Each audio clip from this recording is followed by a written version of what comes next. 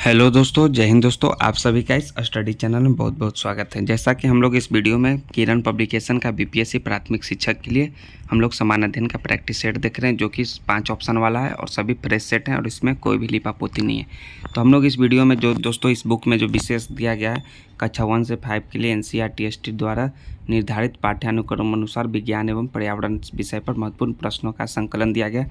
इसमें हम लोग इससे रिलेटेड हम लोग का ये प्रैक्टिस सेट नंबर 4 है। क्या है? सेट नंबर 4 है। हम लोगों ने 3 अलग अलग सेट में 3 अलग अलग सेट देख चुके हैं। तो इसमें दोस्तों हम लोग जल से संबंधित प्रश्न देखेंगे। तो दोस्तों अगर आप लोगों ने चैनल को सब्सक्राइब नहीं किया है तो प्लीज़ दोस्तों चैनल को सब्सक्राइब कर लीजिए, क्योंकि ये जो सभी सेट हैं दोस्तों ये आपको बीपीएससी प्राथमिक शिक्षा के लिए बहुत ही इंपॉर्टेंट है। तो चलिए दोस्तों, हमारा जो ये सेट स्टार्ट होता है वो किससे संबंधित है? वो जल से संबंधित प्रश्न है।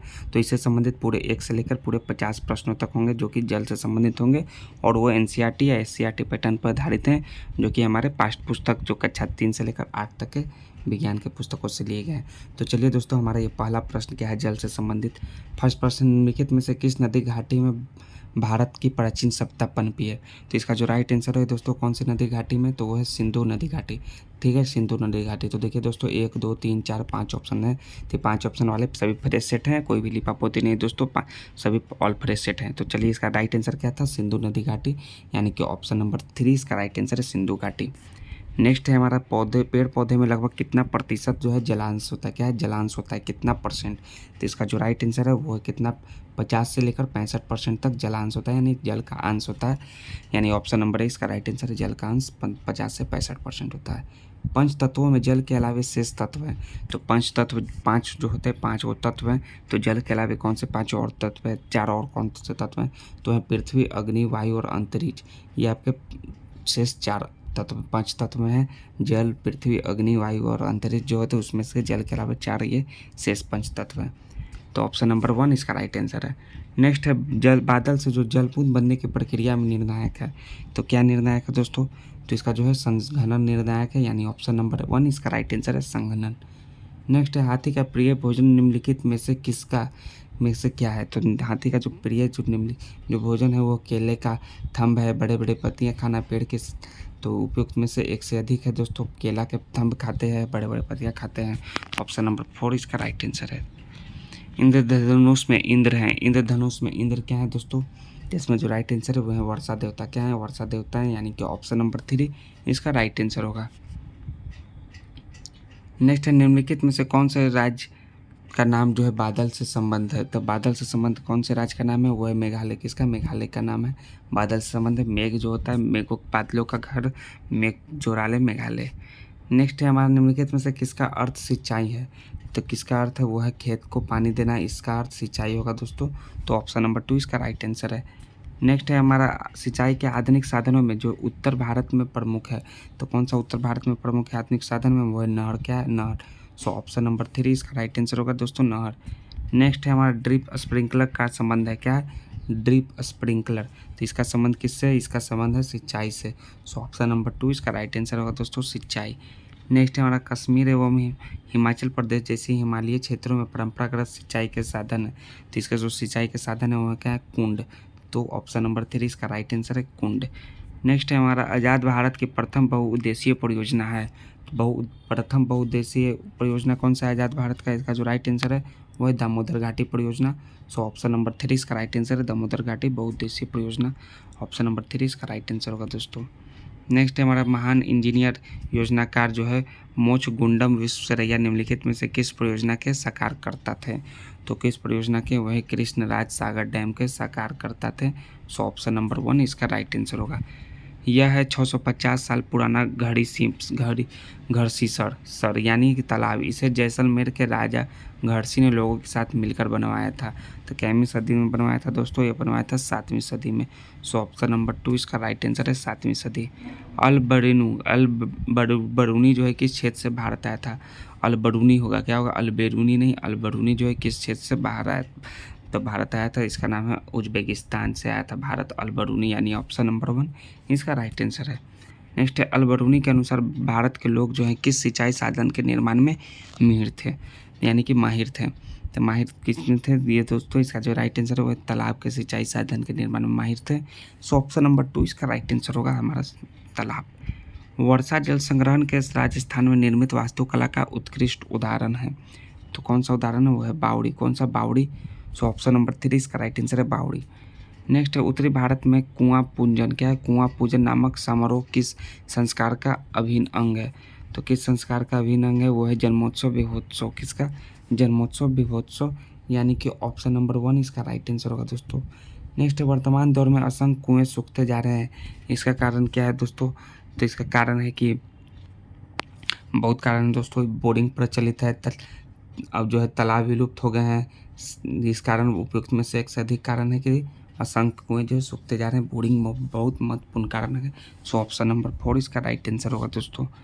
नेक्स्ट है हमारा तरुण भारत संघ किस व्यक्ति ने है अलवर की दायकी माई की पहल को आगे बढ़ाते हुए दर्जनों तालाब का उद्घाटन किया है? तो इसका जो राइट आंसर है वो कौन है? Rajendra Singh. So option number 3 इसका राइट आंसर है राजेंद्र सिंह। नेक्स्ट हमारा सूखाग्रस्त कर्नाटक के होलगुंडी पंचायत को कुएं तालाबों में पानी को सुनिश्चित करने वाले बाल स्वयंसेवी संस्था थी। तो वो थी कौन से? भीमा संघ। कौन थी? भीमा संघ। सो ऑप्शन नंबर 1 इसका राइट आंसर है। नेक्स्ट है हमारा राजस्थान में वर्षा जल के घरेलू संग्रहण हेतु बनाए जाने वाले परंपरागत गड्ढों को कहा जाता है? तो इसको कहा जाता है टांका। क्या? टांका। ऑप्शन नंबर 2 इसका राइट आंसर है टांका कहा जाता है। नेक्स्ट है हमारा अपशिष्ट अथवा वाहित मल संबंधी जलों को किस रासायनिक पदार्थ से उपचारित किया जाता है? तो इसका जो राइट आंसर है दोस्तों फिटकिरी से कास्टिक सोडा डालकर, यानी कि उपयुक्त में से एक से अधिक रासायनिक पदार्थ से उपचारित किया जाता है। सो ऑप्शन नंबर 4 इसका राइट आंसर होगा दोस्तों। नेक्स्ट है हमारा जलकुंभी को जो है तालाब झीलों का शत्रु माना जाता है, इसलिए इसे प्रयुक्त किया जाता है। किस में प्रयुक्त किया जाता है दोस्तों? इसका जो राइट आंसर होगा वो बायोगैस में। किस में? बायोगैस में। सो ऑप्शन नंबर 2 इसका राइट आंसर है। नेक्स्ट है हमारा केंद्रीय जल प्रदूषण नियंत्रण बोर्ड यानी कि CPCB का गठन कब हुआ? तो इसका गठन जो दोस्तों हुआ वो हुआ 1974 ईस्वी में। ऑप्शन नंबर 3 इसका राइट आंसर होगा। सिंचाई के कौन से साधन जो है परंपरागत हैं? तो कौन से साधन हैं? वो हैं तालाब है, नदी है, यानी कि उपयुक्त में से एक से अधिक है जो कि परंपरागत साधन है। सो ऑप्शन नंबर 4 इसका राइट आंसर होगा दोस्तों। नेक्स्ट है हमारा सिंचाई के आधुनिक साधनों के नाम है। क्या? आधुनिक साधनों के नाम। तो इसका जो करेक्ट आंसर होगा वो है नलकूप जो है आधुनिक साधन के नाम, यानी कि ऑप्शन नंबर 1 इसका राइट आंसर है नलकूप। नेक्स्ट है मेरे यहाँ हैंडपम्प लगा है। क्या? हैंडपम्प लगा है लेकिन उसका पानी काफ़ी खारा है, कपड़े साफ नहीं होते फिर भी हम पीते हैं, यह किस क्षेत्र की स्थिति है? तो ऐसा कई क्षेत्र में है, यह मैदानी क्षेत्र की स्थिति है। सो ऑप्शन नंबर 3 इसका राइट आंसर होगा दोस्तों मैदानी क्षेत्र। नेक्स्ट है रिमझिम बारिश से भूमि के नीचे रिसने वाले जल को क्या कहते हैं? तो इसका जो करेक्ट आंसर होगा उसे हम लोग भौम जल कहते हैं। सो ऑप्शन नंबर 3 इसका राइट आंसर है दोस्तों भौम जल। नेक्स्ट है हमारा संयुक्त राष्ट्र ने पीने, कपड़े धोने, भोजन पकाने और साफ सफाई के लिए न्यूनतम कितने लीटर प्रति व्यक्ति जो है प्रतिदिन अनुमोदित किया है? तो इसका जो राइट आंसर होगा दोस्तों वो है 50 लीटर प्रति व्यक्ति प्रतिदिन अनुमोदित किया है। ऑप्शन नंबर 1 इसका राइट आंसर है। मानव शरीर में कितने प्रतिशत जल पाया जाता है? तो जो है मानव शरीर में जो आपका 70% जल पाया जाता है। ऑप्शन नंबर 3 इसका राइट आंसर होगा दोस्तों। नेक्स्ट है निम्न में से किसमें जल का जो प्रतिशत अधिक होता है? 3 में से जो है टमाटर में। तो ऑप्शन नंबर 1 इसका राइट आंसर है टमाटर में सबसे ज़्यादा जल प्रतिशत अधिक होता है। नेक्स्ट है दिल्ली के जल स्तर में गिरावट में कौन सा कारक सहायक है? तो इसका जो सबसे बड़ा है वो है उन्मूलन एवं अल्पवृष्टि, यही सबसे बड़ा सहायक है, यानी कि ऑप्शन नंबर 3 इसका राइट आंसर है दोस्तों। नेक्स्ट है आपने किस गुण के कारण जल का जो है प्रयोग कार, बसों और ट्रकों के रेडिएटर में होता है? तो अपने किस गुण के कारण दोस्तों होता है? तो इसका राइट आंसर है जल्दी ठंडा वो गर्म होता है इस कारण। सो ऑप्शन नंबर 2 इसका राइट आंसर है। नेक्स्ट घरों ऑफिसों में इस्तेमाल कूलरों में प्रयुक्त जल द्वारा किस प्रक्रिया से ठंडक उत्पन्न होती है? तो कौन सी प्रक्रिया है? वो है वाष्पीकरण की प्रक्रिया। सो ऑप्शन नंबर 3 इसका राइट आंसर होगा दोस्तों वाष्पीकरण। नेक्स्ट है हमारा अत्यधिक तापमान वाले दिनों में कौन सा जो है कारक तापमान के प्रभाव को मंद करने में सहायक है? तो इसका जो राइट आंसर है वो है वर्षा, यानी कि ऑप्शन नंबर 1 इसका राइट आंसर है वर्षा। भूमिगत जल को हम किस स्रोत से प्राप्त कर सकते हैं? तो कौन सा स्रोत है दोस्तों? भूमिगत जल को हम लोग कुएं से प्राप्त कर सकते हैं, नलकूप से प्राप्त कर सकते हैं, उपयुक्त में से एक से अधिक ऑप्शन है दोस्तों हम लोग प्राप्त कर सकते हैं, झरने से भी प्राप्त कर सकते हैं। नेक्स्ट है हमारा घरेलू जल को हम किस तरीके से शुद्ध कर सकते हैं? तो किस तरीके से? तो जल में क्लोरीन डालकर या फिर उबाल कर फिल्टर कर भी कर सकते हैं, यानी कि उपयुक्त में से एक से अधिक ऑप्शन से हम लोग कर सकते हैं। ऑप्शन नंबर 4 इसका राइट आंसर है। नेक्स्ट है संपूर्ण जल में लवणीय जल का प्रतिशत कितना है, तो इसका जो परसेंटेज होता है वो 97% होता है लवणीय जल का। तो ऑप्शन नंबर 2 इसका राइट आंसर है, लवणीय जल का जो परसेंट है वो 97%। नेक्स्ट है हमारा महासागरों में जल की मात्रा अधिक होती है फिर भी हम किस कारण से इसका उपयोग पीने में नहीं किया जाता, तो इस कारण नहीं किया जाता क्योंकि ये बहुत ज़्यादा ही लवणीय होती है यानी खारा होती है। सो ऑप्शन नंबर 1 ही इसका राइट आंसर होगा। नेक्स्ट महासागरों में घुले हुए लवण में से किस लवण की मात्रा सबसे अधिक होती है, तो उसमें सबसे ज़्यादा सोडियम क्लोराइड यानी कि NaCl होती है। क्या सोडियम क्लोराइड, इसका केमिकल फॉर्मूला NaCl, क्या NaCl। सो ऑप्शन नंबर 1 इसका राइट आंसर होगा दोस्तों। नेक्स्ट है हमारा अलवणीय जल का कितना प्रतिशत जो है हिमखंड तथा हिमानियों में पाया जाता है, तो कितना परसेंट वो है 68.7% जो हिमखंड या हिमानियों में पाया जाता है, यानी कि ऑप्शन नंबर 2 इसका राइट आंसर होगा दोस्तों।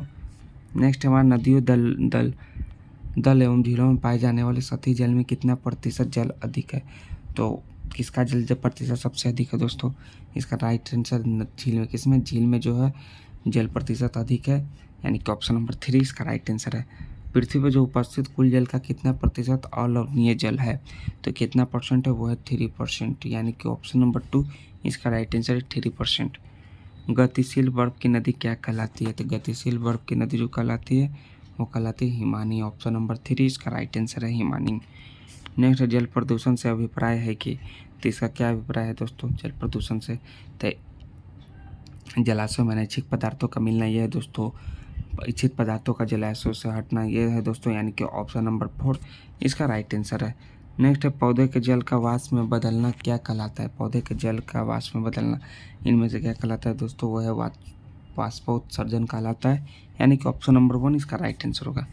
नेक्स्ट कौन सा जो कारक है जल चक्र के अनवरत प्रवाह में सहायक है, तो कौन सा कारक है दोस्तों, वो है आपका सूर्य की ऊष्मा है दोस्तों, पृथ्वी है दोस्तों, तो एक से अधिक कारण है दोस्तों, यानी कि ऑप्शन नंबर 4 इसका राइट आंसर है, जो जल चक्र के प्रवाह में अनवरत सहायक है।